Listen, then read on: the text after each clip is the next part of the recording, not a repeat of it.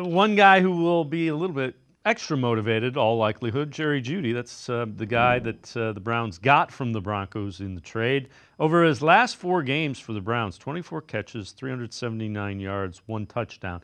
He has really looked pretty good with Jameis Winston at the quarterback. So I know you kind of are thinking this. Do you think he's proven it can be a suitable number one? I do. Yeah, I think he's played really well. This is one of those moves where there's definitely criticism to be had about Andrew Berry and some of the moves that he's made, especially with some of his draft picks and those guys not turning into anything, or a number of those guys not turning into much. But some of the trades he's made at that position specifically, Amari Cooper was a big hit.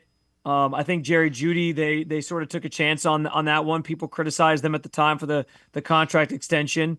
But he's put up when the offense, now that the offense has gotten going and Deshaun's not out there sort of mucking things up, and it's not this slog anymore. He's been phenomenal. And even when Deshaun was out there, like Jeudy was kind of the one guy that he depended on the most. So it's been good to see he's on pace right now to reach that 1,000 yard plateau that everyone sort of talked about when he got traded to Cleveland, and it was like this big sticking point for people. Well, he's never had a 1,000 yard season, even though he only came up like 17 yards shy or whatever it was a couple years ago.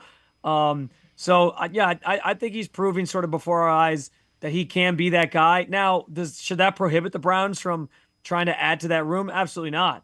I heard a little bit of your conversation with Scott just about some of the other guys that could be out there, and yeah, like I think there's something to be said for some of those other options.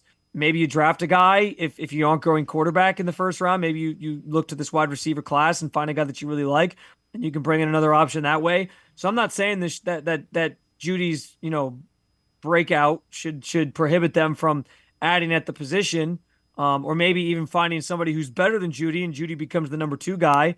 But I do think that he's at least shown you if they go the route of drafting a rookie, and that it's going to take that player some time to sort of get into the swing of things in the NFL level.